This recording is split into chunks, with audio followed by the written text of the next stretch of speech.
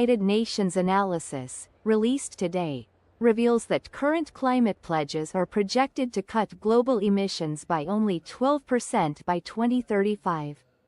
This figure falls far short of the drastic reductions scientists say are necessary to limit global warming to 1.5 degrees Celsius and avert the most catastrophic impacts of climate change.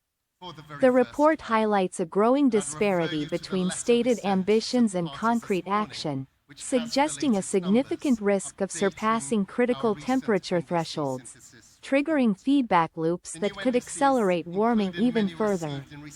The potential consequences of this inaction are dire, raising concerns about increased frequency and intensity of extreme weather events such as droughts, floods, and heat waves, potentially leading to mass displacement, food insecurity, and heightened geopolitical instability as nations compete for dwindling resources. The humanitarian implications of failing to meet climate targets are particularly acute for vulnerable populations in developing nations, who are disproportionately affected by the adverse effects of a changing climate. The lack of adequate emissions reductions not only jeopardizes environmental sustainability, but also threatens to exacerbate existing inequalities and strain international relations, potentially destabilizing entire regions.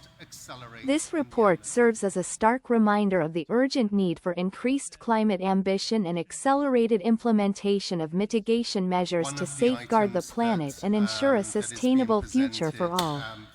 VXN is reporting that this is considered a major escalation in the predicted impact of climate change in coming years. The report calls on nations to urgently revise their climate pledges and commit to more ambitious emissions reductions targets in order to avoid a climate catastrophe. Thank you for listening.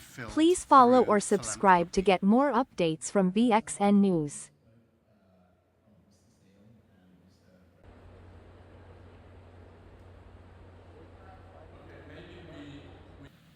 I think that the absence of the US, some reluctance and complexity in the way that some other developed countries are dealing with climate have opened some space for the world to see what developing countries are doing.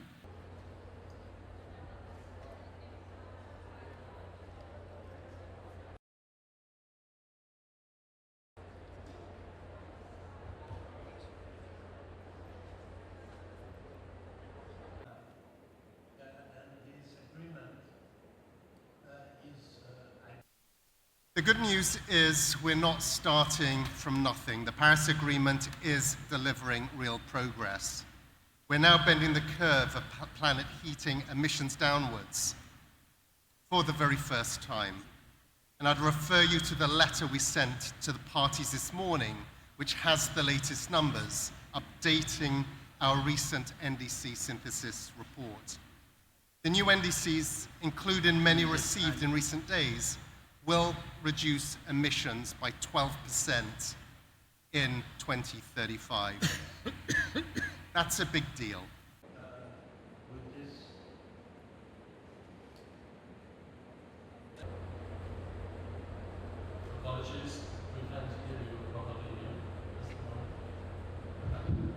Yes, while our progress is real, it's not nearly enough. Global heating is already dealing some devastating blows in every country.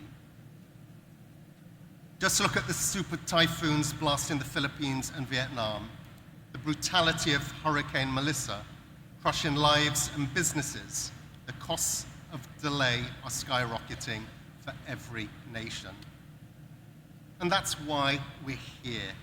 We must accelerate in the Amazon. Secretary Generals have all said the ambition we've seen, the NDCs are not enough. One of the items that, that is being presented for approval at this COP is the approval of our 2026-2027 budget. The hole that was left by the US, it contributed around 20% of our overall budget. has been filled through philanthropy. If I could ask a question, please, both Mr. Steele and Mr.